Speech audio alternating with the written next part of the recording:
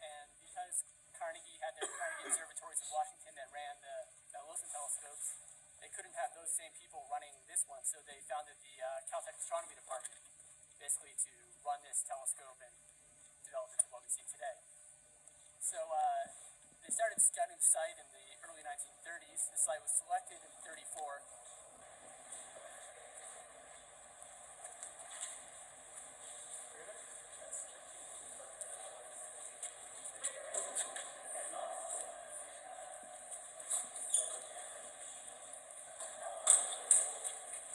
Okay, so now we're here a couple floors below the telescope. You can see from this that the foundations for the telescope and for the dome are actually separate.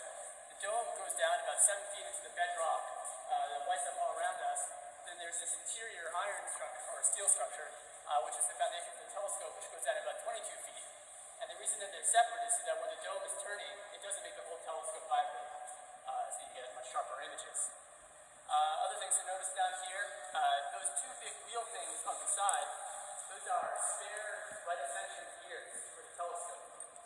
When they built the telescope, they presumed, thinking of many things, that something would break and sit, and to be able to replace it as soon as possible, they cast another couple gears, but they didn't cut the teeth into the edge because they figured that as the current gears that are on there wear down, the shape of the teeth would change. They built those so that you could just cut into teeth that would match whatever the existing wear pattern is. But eventually, with the advent of modern computer controls, the wear on the gears upstairs was greatly reduced, so they've never had to replace any of them. Another thing we can see down here, this white room over here, the adaptive optics lab.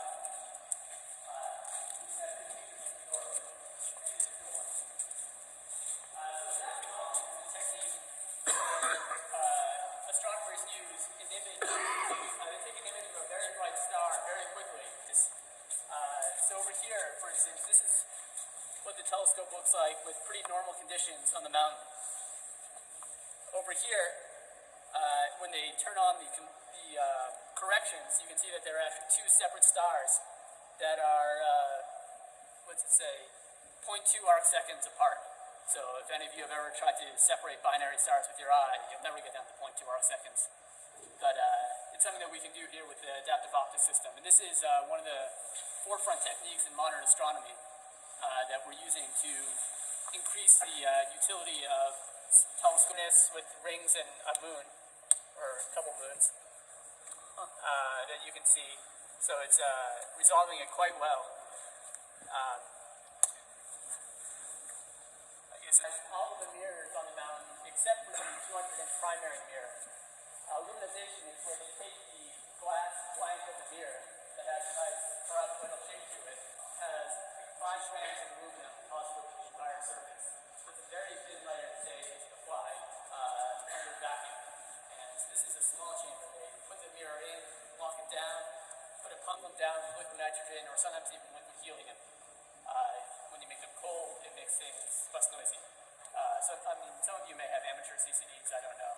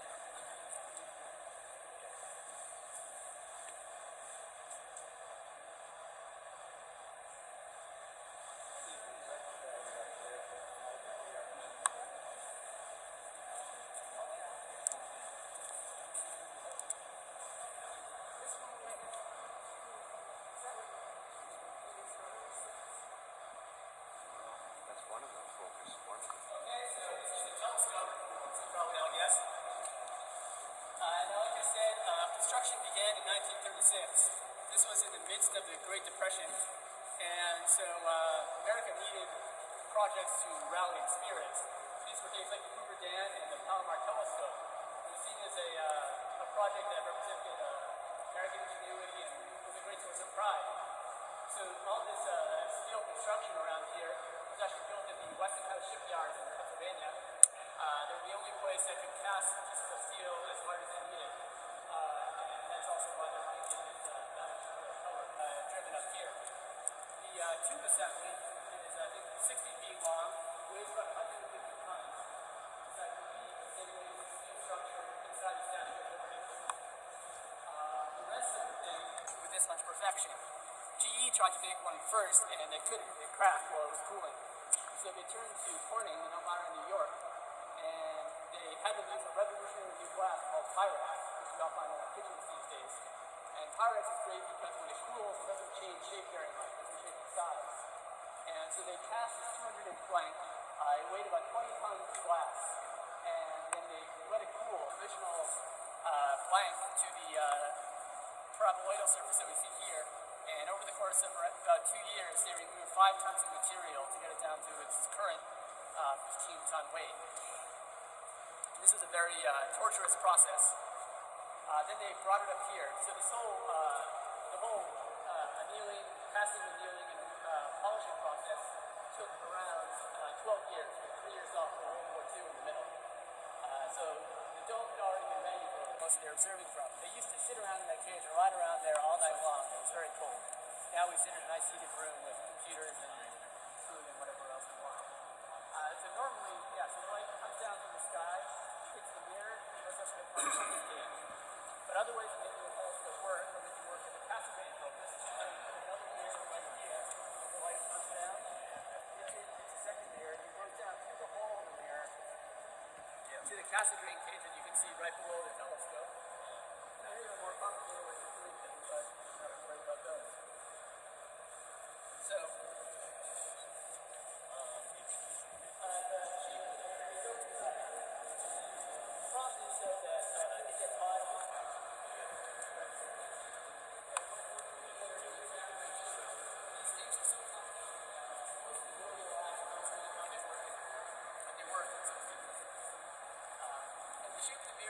so precisely. For a while, the mirror was sighted out of the lens, and so they took 2 7-ounce fishing scales and back in the mirror, and this thing pulled it right into the alignment. And then some years later, some engineers looking around, they saw these fishing scales hanging from here, so that can't be right. Took them off, and the same night, the astronomer was. Let's see.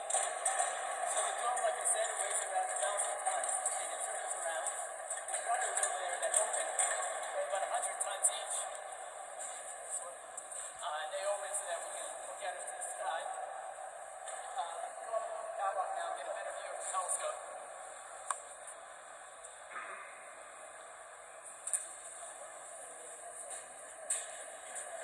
Yes, the mirror is right over there.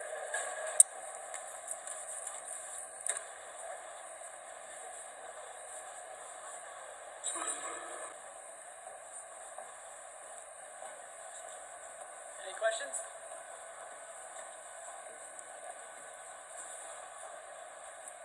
So you've all noticed that it's somewhat cold in here. That's because we try to keep the temperature of the air inside the dome the same temperature as the air outside at night. So when we open the dome, the mirror doesn't have to cool that air moving the telescope. Now obviously this is not an ideal arrangement because the night assistant needs a little bit of light, the astronomer needs a little bit of light. They're both out here. There's one astronomer who is reputed to smoke cigars up there, which is of course not great. Another problem was you're up there all night long, you couldn't come down for food. If you came down, it would take another half an hour or something, you'd lose all this time. So you have to take everything you want up there with you, and then you can't let it go. No rest right now. Just across from us, you can see the cover of the primary mirror. They don't uncover the mirror until you're actually observing. So I've never actually seen the surface of the mirror. I've been up to the top, but when I'm up at the top, because I might drop a wrench or something, they keep it all covered. If that gets hurt, we're in a lot of trouble. Also, as some people were discussing before, when it snows and there's snow up on the roof, they have to shovel all the snow off. They can't just let it melt because then it could drip down through the hole, hit something, hit the mirror, and cost thousands or millions of dollars to fix. If they're small enough. But like I said, now what we do is we just put an electronic camera out there, and we put wires going down to that control room over there. We'll look down there in a few minutes.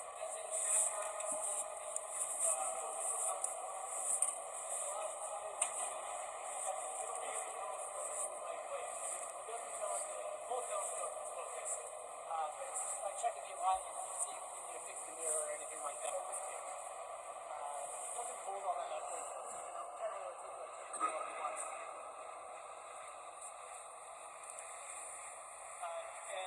So I don't know how cool you are.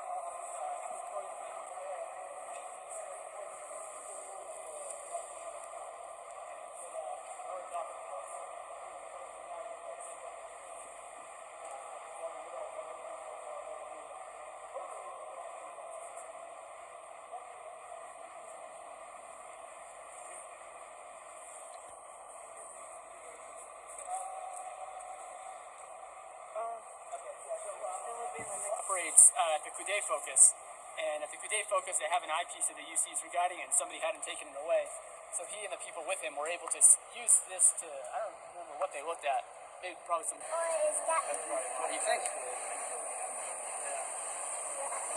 So you think that's moving? Yeah. Okay, well let's go find out.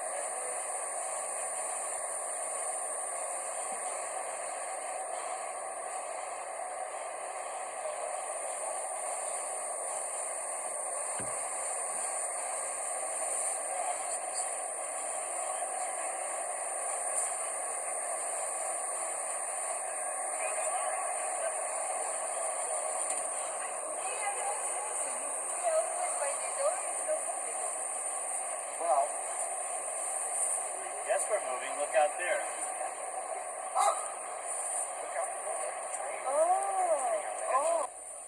Okay, where's the telescope? I want to figure out which way is north. Some of the other facilities up on the mountain. Palomar tested it wrong. So funded by NASA and just find all the lights. I guess I could get the picture.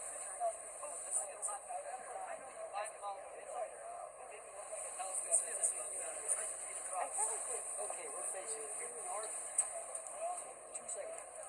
Another thing we can see over here to the right is the 48-inch Right there. Smith telescope.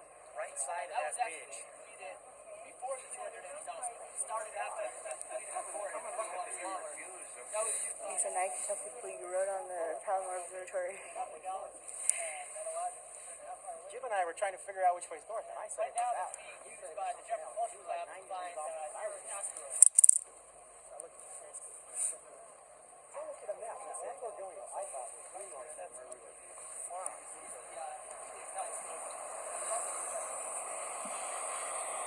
Well, you get all the different angles this way.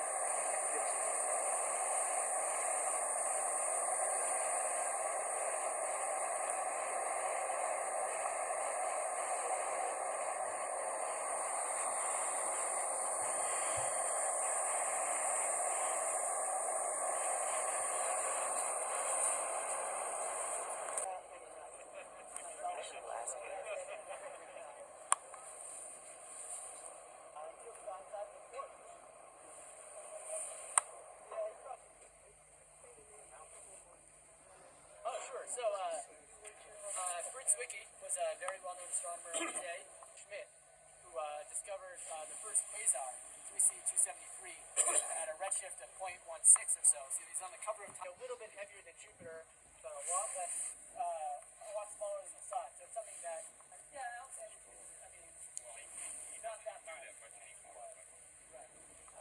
Alexander on the cover.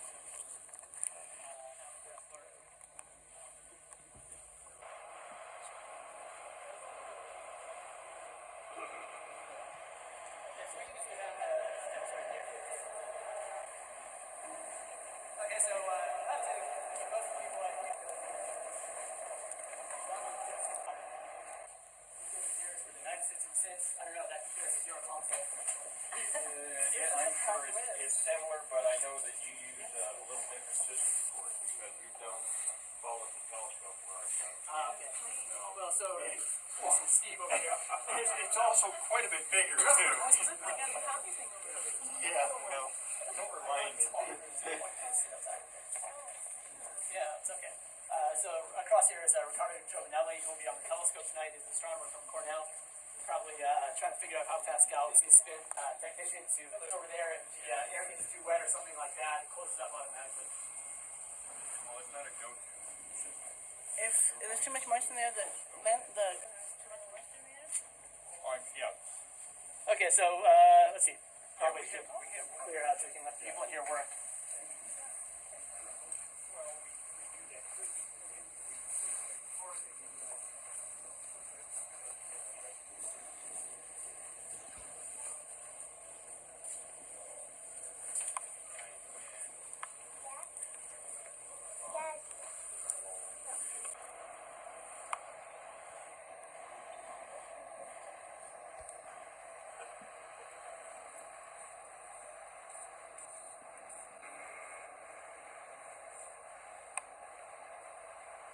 You have to keep on touching.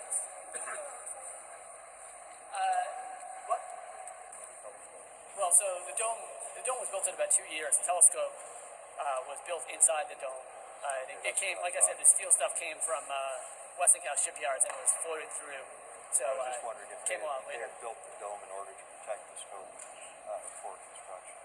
Yeah, it was certainly built before everything. Yes. So the dome was before the internal something that built that and put the dome on the outside.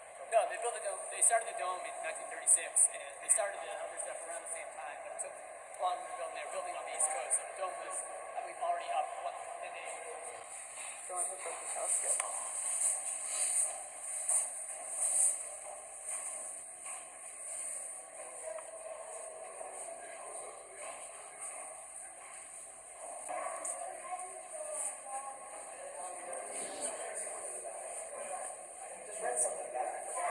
this was down Galileo.